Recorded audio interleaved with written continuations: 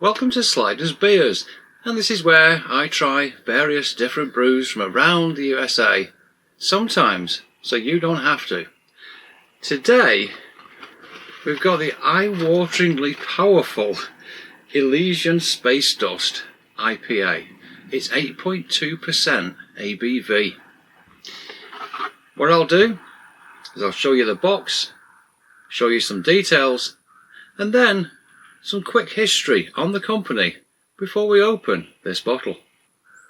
Here's the box, which of course normally contains another 5, but I didn't even know I was starting this channel. Here are some details. And now let's look at the company history. This one is interesting for its history because I don't know where it's brewed now. We'll get to that odd problem shortly. Elysian Brewing Company was founded in 1995 by Dave Bueller, Joe Bisacca and Dick Cantwell in Seattle, Washington. The original location was a tiny 20-barrel plant in the Capitol Hill neighborhood. Over the years, they've operated a brew pub at Gameworks Arcade, a pub and bistro called Tangletown, and their largest location called Elysian Fields. By 2011, they'd grown so much that they were able to expand with a 35,000 square foot production plant in the Georgetown neighborhood. Anheuser-Busch InBev acquired Elysian Brewing in 2015. In November 2024, Elysian began closing its Seattle Georgetown facility. The 2 brew pubs are still open, which I presume is where production has reverted to. However, there seems to be no shortage of especially space dust in Walmart stores, so I have to wonder if those brew pubs are the only places they manufacture at. Please do let me know if you know. Now, let's get back outside and try their beer. To open this one, we do need a bottle opener. I got it wrong on the Blue Moon on their Belgian White, but yes, we do need one for this. So let's open the bottle. We'll see how it pours, and then I'll show this closer to the camera once it's finished being poured. So again, we have a blonde type, slightly golden beer with a very thick, creamy head going on here as it's being poured. Remember, this thing is 8.2%. I'll show this up close. There we are. It's remarkably clear. Lots of bubbles, good creamy head on it. And really, to my eye, does not look like something you'd expect to be 8.2%. That head is really quite marvellous, if you can see it.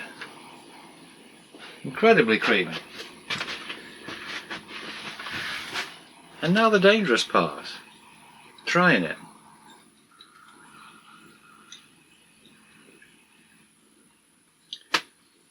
This is one of those that does not drink the same as its alcohol. This drinks like about a 4.2% session bitter or something like this. You can taste the hops. You can taste, is it like a coriander or maybe a peel of something? But in no way would you think this is 8.2%. It's crazy good in overall mouthfeel, the textures on it. The nose is just a nice, normal, perhaps 6% IPA. But it's pretty dangerous stuff. Definitely only have, if you've never had one before, just have one and see how you go on. I wouldn't want to give really bad advice on this channel. But to the world, if you just saw it, sat somewhere, somebody said, "Oh, don't want me beer, do you want it?" You started drinking it, you would think that was 4.2%. Right, next thing I'm going to do is to add the bottle cap to this board that I've got here. And this is all the beers that I have reviewed so far. So 3 so far. That's the Shiner Peach White, the Lagunitas IPA, and the Blue Moon Belgian White. There we are, I'll be adding it to there. Now, the thing is, you'll be able to see which beers that I've reviewed and when. from this board. Now I think it's a little early in the day for me to be enjoying something like this, so I think I'll have to bottle out of it and put this back in the bottle, but probably later on. This is a really good beer. This is definitely, it's one of my favourites, simply because it's silly. It's 8.2% and just doesn't drink it. Enjoy. I'll see you in the next one. My word.